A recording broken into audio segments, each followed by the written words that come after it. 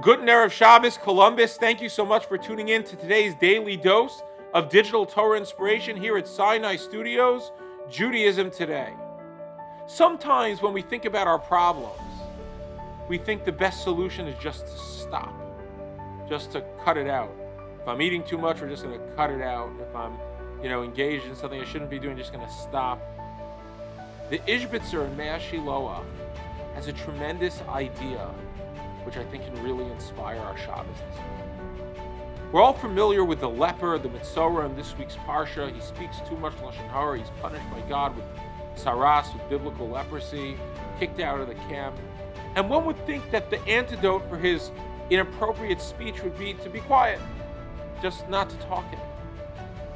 Says the Ishbitzer, what is the first word the Torah uses to describe his purification process?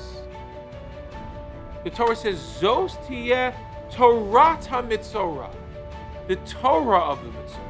Says the Ishbitzer, the antidote to inappropriate speech is not no speech, but it's good speech, it's holy speech.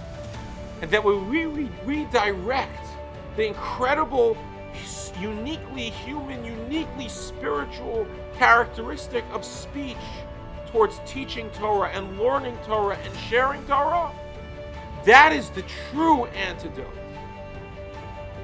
to bad speech. The antidote to bad speech is holy speech, the Torah of the Metzorah, not the absence of it. And I think there's so much that's so true when it comes to Shabbos. Throughout the week, we're busy, we're working, we're involved, we're connected to mundane things. And one would think that the concept of Shabbos is to stop all that, just to stop. And perhaps there's an element of that in rest.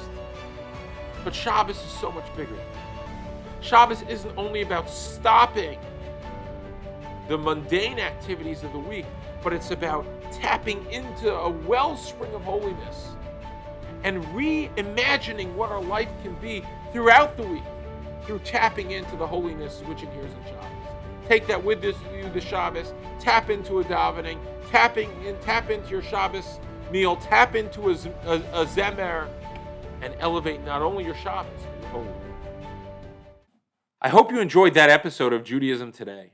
If you did, please make sure to follow us on Facebook, subscribe on YouTube, or check into our podcast wherever podcasts are listened to, and we look forward to hearing from you more.